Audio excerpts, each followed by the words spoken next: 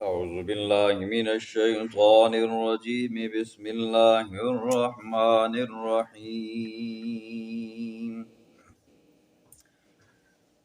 ولا تقولوا لما تصف ألسنتكم الكذب هذا حلال وهذا حرام لتفتروا على الله الكذب إن الذين يفترون على الله الكذب لا يفلحون متاع قليل ولهم عذاب أليم صدق اللہ العظیم۔ کل کے درس میں آپ نے قیامت کی ہولناکیوں کو سنا، پھر ساتھ میں اللہ رب العزت نے ایک بستی کی مثال بیان فرمائی، آخر میں اللہ رب العزت نے محرمات کو بیان فرمایا۔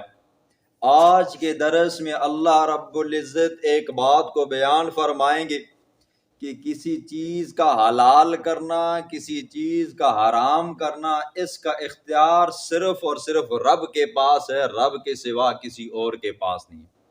کسی چیز کا حلال کرنا، کسی چیز کا حرام کرنا، یہ اللہ کی صفت ہے۔ اللہ کے سوا کوئی بندہ، کوئی ذات، کوئی شخصیت کسی چیز کو نہ حلال قرار دے سکتی ہے نہ حرام قرار دے سکتی ہے۔ حضور اکرم صلی اللہ علیہ وسلم نے ایک مرتبہ آپ نے گھریلو معاملات کو درست کرنے کے لیے فرمایا کہ اللہ کی قسم آج کے بعد میں شہد نہیں کھاؤں گا۔ صورت یہ پیش آئی، حضور صلی اللہ علیہ وسلم عصر کے بعد اپنی بیویوں کے پاس جایا کرتے تھے، کچھ حال و احوال پوچھنے کے لیے، کچھ وقت دینے کے لیے۔ تو ہر بیوی یہ چاہتی تھی کہ حضور صلی اللہ علیہ وسلم کا وقت ہمارے پاس تھوڑا زیادہ گزرے، تو اماں زینب یہ کیا کرتی تھی، شہد پیش کر دیا کرتی تھی، تو اس سے حضور صلی اللہ علیہ وسلم اس کو تناول فرماتے، تو اس طرح تھوڑا سا وقت زیادہ ہو جاتا تو مائی زینب کو مل جاتا۔ اماں عائشہ صدیقہ رضی اللہ تعالیٰ عنہ اور اماں حفصہ رضی اللہ تعالیٰ عنہ نے یہ آپس میں پروگرام بنایا کہ حضور زینب کو وقت تھوڑا زیادہ دیتے ہیں، تو جس دن ہماری باری نہیں ہوتی تو ہمیں وقت کم ملتا ہے، لہٰذا حضور جب آئیں گے تو حضور کو کہیں گے یا رسول اللہ آپ کے منہ مبارک سے مغافیر کی بو آ رہی ہے، اور حضور صلی اللہ علیہ وسلم کو بو والی چیز ناپسند تھی۔ حضور جب واپس پہنچے وہاں پر تو ان دونوں بیویوں نے کہا یا رسول اللہ آج آپ کے منہ سے مغافیر کی بو آئی ہے، کیا وجہ ہے؟ حضور نے فرمایا میں نے تو نہ مغافیر کو دیکھا ہے آج، نہ میں نے اس کو ذائقہ محسوس کیا، آپ کو کیسے آ رہی ہے؟ کہنے لگے یا رسول اللہ آ رہی ہے۔ پھر حضور نے فرمایا میں نے زینب کے گھر میں شہد کھایا تھا، ہو سکتا ہے کہ شہد کی مکھی وہاں گئی ہو، وہاں سے پھر مغافیر کا ذائقہ لیا اور پھر کرتے کرتے شہد میں آیا ہو تو میں نے اس کو کھایا پیا، ہو سکتا ہے کہ ان کو بھی محسوس ہو رہا۔ حضور صلی اللہ علیہ وسلم نے فرمایا آج کے بعد میں شہد نہیں کھاؤں گا۔ اب جب یہ حضور نے فرمایا تو فوراً اللہ کی طرف سے وَيَا أَيُّهَا النَّبِيُّ لِمَ تُحَرِّمُ، میرے پاک پیغمبر لِمَ تُحَرِّمُ مَا أَحَلَّ اللَّهُ لَكَ، جس چیز کو تیرے رب نے حلال کیا تو کیوں حرام کرتے؟ میں رب نے شہد کو حلال کیا تو میرا باوجود پیغمبر ہونے کے تجھے یہ اختیار نہیں ہے۔ دیکھیں اللہ کے بعد اس کی مخلوق میں سے کسی کا اگر مقام ہے، کوئی اونچی شانوں والی ذات ہے نا جی، وہ تمام انبیاء سے اعلیٰ افضل ہمارا پیغمبر ہے جی، لیکن اللہ ہمارے پیغمبر کو بھی کہتا ہے نا لما تحرم، تو نے کیوں حرام کیا ہے، ما احل اللہ لک، جس چیز کو میں نے تیرے لیے حلال کی ہے، تبتغی مرضات ازواجک، آپ اپنی بیویوں کی رضامندی کی خاطر شہد کو حرام قرار دیتے ہو۔ دیکھیں پیغمبر کو بھی یہ اختیار نہیں ہے۔ اسی طرح ایک اور واقعہ آتا ہے، حضور صلی اللہ علیہ وسلم کی بیٹی ہے مائی فاطمہ الزہرا رضی اللہ تعالیٰ عنہ، حضرت علی رضی اللہ تعالیٰ عنہ کے نکاح میں ہے، اور حضرت علی رضی اللہ تعالیٰ عنہ کے ارادہ بنا کہ میں ابو جہل کی بیٹی سے شادی کروں۔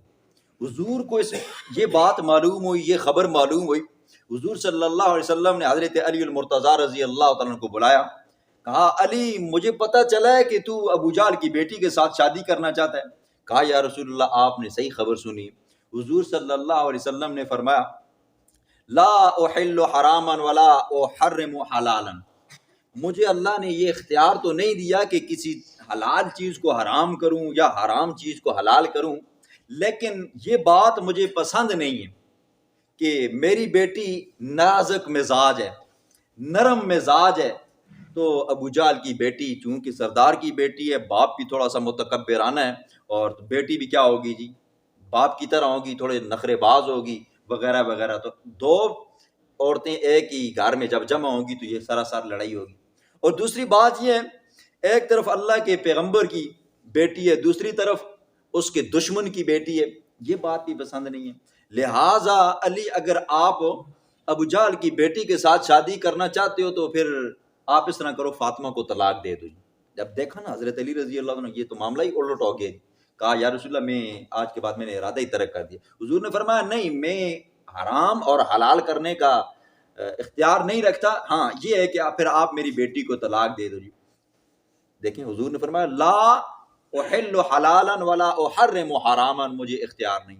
اسی طرح ایک اور واقعہ آتا ہے کہ حضور صلی اللہ علیہ وسلم ایک دعوت میں گئے جی، جس طرح ہمارے یہاں دعوت ہوتی ہے نا جی، بیچ میں سلاد ہوتے ہیں، نیمبو پیاز ٹماٹر یہ وہ ساری چیزیں کاٹ کر رکھی ہوتی ہیں، تو حضور صلی اللہ علیہ وسلم کی دعوت ہوئی تو وہاں پر بھی سلاد رکھا گیا تھا، تو سامنے لہسن رکھا تھا، تھوم کے اندر صحابہ کرام کھانا کھانے لگ گئے، حضور صلی اللہ علیہ وسلم بھی کھانا کھانے لگ گئے، حضور نے لہسن کو ہاتھ نہ لگایا۔ صحابہ نے غور کیا کہ حضور لہسن کو تھوم کو ہاتھ نہیں لگا رہے، کہیں حرام تو نہیں ہو گیا؟ پوچھا گیا یا رسول اللہ کیا تھوم حرام ہے؟ حضور نے فرمایا نہیں، حرام تو نہیں ہے، میں اس کو حرام قرار نہیں دیتا، یہ اللہ نے حلال کیے اور میں اس کو حرام کیسے قرار دے سکتا؟ یا رسول اللہ پھر آپ کیوں نہیں کھاتے ہو؟ حضور نے فرمایا فإنی اناجی، میں سرگوشی کرتا ہوں، من لا تناجو، ان کے ساتھ جن کے ساتھ تم سرگوشی نہیں کرتے ہو۔ میرا کلام فرشتوں کے ساتھ ہوتا ہے، تمہارا کلام تو فرشتوں کے ساتھ نہیں ہوتا، اور فرشتوں کو لہسن ہو یا کوئی بھی چیز ہو اس کی بو پسند نہیں ہوتی، بو ہو تو فرشتے وہاں پر نہیں آتے، تو میں کون ہوتا ہوں تھوم کو حلال اور حرام کرنے والا؟ حلال اور حرام کرنے والی ذات کس کی ہے جی؟ اللہ کی ہے۔ اب دیکھیں جی، آج ہمارا معاشرہ ہے نا جی، یا کسی اور علاقے میں بھی چلے جاؤ تو جو چیز بزرگوں کے نام کے اوپر مختص ہو جائے، غیروں کے نام کے اوپر مختص ہو جائے، کالی بکری دی ہے جی، اب تسی نہ کھاکنے جی، یہ بھی نہیں کھاکنا، نہیں وہی بندہ کھاسی جی، وہی مولوی صاحب کھاسن جی، وہی اچھا مٹھائیں دی ہے تو وہی کھائیں گے، آپ نہیں کھا سکتے ہو۔ وہ 11ویں 12ویں والی دے گا نا تو وہی کھا سکتے ہیں، آپ نہیں کھا سکتے ہو۔ ہیلا اسکات کے پیسے ہیں وہی کھا سکتے ہیں، آپ نہیں کھا سکتے ہو۔ یہ کس نے حرام کیا؟ انہوں نے حرام کیا ہوئے، اللہ نے ان چیزوں کو حرام نہیں کیا جی۔ کالی بکری ہے، آپ بھی کھا سکتے ہو، مولوی بھی کھا سکتے ہیں، بزرگ بھی کھا سکتے ہیں، بچے بھی کھا سکتے ہیں، عورتیں بھی کھا سکتی ہیں، ٹھیک ہے، بوڑھے بھی کھا سکتے ہیں، آپ بھی وہ چاول کھا سکتے ہو، عورتیں بھی کھا سکتی ہیں، بچے بھی کھا سکتے ہیں، مولوی بھی کھا سکتے ہیں۔ جو چیز حرام ہے اس کو نہ میں کھا سکتا ہوں، نہ عام بندہ کھا سکتا ہے، نہ کوئی مولوی کھا سکتا ہے، نہ کوئی بزرگ کھا سکتا ہے، نہ کوئی پیغمبر کھا سکتا ہے۔ جو حرام ہے، جو حلال ہے اس کو سب کھا سکتے ہو جی، ٹھیک ہے۔ کسی بندے کے حرام کرنے سے حرام ہو نہیں ہوتی، اور کسی بندے کے حلال کرنے سے کوئی چیز حلال ہو نہیں ہوتی۔ حلال وہی ہوتی ہے جس کو رب حلال کرتا ہے، اور حرام وہی ہوتی ہے جس کو رب حرام کرتا ہے۔ فرمایا وَلَا تَقُولُوا لِمَا تَصِفُ، مت کہو تم لما وہ باتیں وہ چیزیں کہ تصف السنتکم بیان کرتی ہیں تمہاری زبانیں، الکذب جھوٹ۔ کیا جھوٹ ہے جی؟ ھذا حلال، یہ کیا ہے جی؟ حلال ہے۔ یہ بکرا ہم نے فلانے بزرگ کے نام کا دیا ہے جی، وہی کھا سکتے ہیں، آپ کھا نہیں سکتے ہو۔ یہ بکری میں نے وہاں ہی جا کر دینی ہے جی، ھذا حرام، اور یہ کیا ہے جی؟ حرام ہے۔ لتفتروا علی اللہ الکذب، تاکہ تم باندھو علی اللہ، اللہ کے اوپر الکذب جھوٹ۔ ان الذین، بے شک وہ لوگ، یفترون جو گڑتے ہیں، علی اللہ اللہ کے اوپر، الکذب جھوٹ، لا یفلحون وہ لوگ کبھی فلاح نہیں ہو سکتے جی، کبھی فلاح نہیں ہو سکتے۔ ٹھیک ٹھاک چیز ہوتی ہے، حلال ہوتی ہے، مولوی اپنے پیٹ کی خاطر اور اپنی جمرات بنانے کی خاطر، سموار بنانے کی خاطر لوگوں کو کہہ دیتے ہیں یہ تو ساڈے واسطے حلال نہیں ہے، یہ تو ساڈے واسطے حلال ہے، ٹھیک ہے۔ جس طرح یہودی مولوی کہا کرتے تھے نا جی، ہاں یہ بکرا آ گیا جی، یہ اب 3 مہینے کا ہو گیا جی، یا یہ اونٹ آ گیا، اس نے 10 اونٹنیوں کے ساتھ جفتی کر لی، اب یہ تمہارے لیے کیا ہے جی حرام ہے، ساڑھے مولویوں واسطے کیا ہے جی حلال ہے۔ یہ اپنے لیے مسئلے بنائے ہیں جی، ٹھیک ہے جی۔ جو چیز اللہ نے ایک مرتبہ حلال کی ہے نا جی، یاد رکھیں وہ چیز پیغمبر کے لیے بھی حلال ہے، اس کے صحابہ، تابعین، تبع تابعین، ائمہ مجتہدین، محدثین، آتے جائیں آتے آتے عام امتیوں کے لیے بھی حلال ہے۔ لیکن جو چیز اللہ نے حرام کی ہے نا وہ پیغمبر کے لیے بھی حرام ہے، وہ اس کے صحابہ کے لیے بھی، تابعین کے لیے، میں مجتہدین کے لیے، آنے قیامت آنے تک جتنے لوگ آئیں گے ان سب کے لیے کیا ہے جی حرام ہے، ٹھیک ہے۔ یہ مولوی بعض ہر وقت ہر مولوی دی گل ہے جی بے تکی نہ منع کرو، نال دلیل ہوا تو منع کرو جی، ٹھیک ہے۔ فرمایا متاع قلیل، تھوڑا سا نفع ہے، کیا ہے جی تھوڑا سا نفع ہے۔ آج لوگوں کے لیے کوئی بکرا حرام کرتے ہو، آج لوگوں کے لیے کالی مرغی حرام کرتے ہو، آج لوگوں کے لیے چاولوں کی دیگ حرام کرتے ہو نا، کیا ہے جی کھاؤ گے ڈکار مارو گے ختم ہو جائے گا، لیکن کیا ہے جی وَلَهُمْ عَذَابٌ أَلِيمٌ، آگے دردناک عذاب بھی ہے۔ یہ کھا کھا کر پیٹ باہر نکالتے ہو نا، لوگوں کی حلال چیزوں کو حرام کرتے ہو نا، آگے دردناک عذاب کے لیے بھی تیار ہو جاؤ۔ اور وَعَلَى الَّذِينَ هَادُوا حَرَّمْنَا، اور ان لوگوں کے اوپر ہادو جو یہودی ہوئے جی، یہودیوں کو یہودی اس لیے کہتے ہیں نا جی، آپ نے 3 وجہ سنی ہے پہلے پارے کے اندر جی، دوبارہ بھی سن لیں جی۔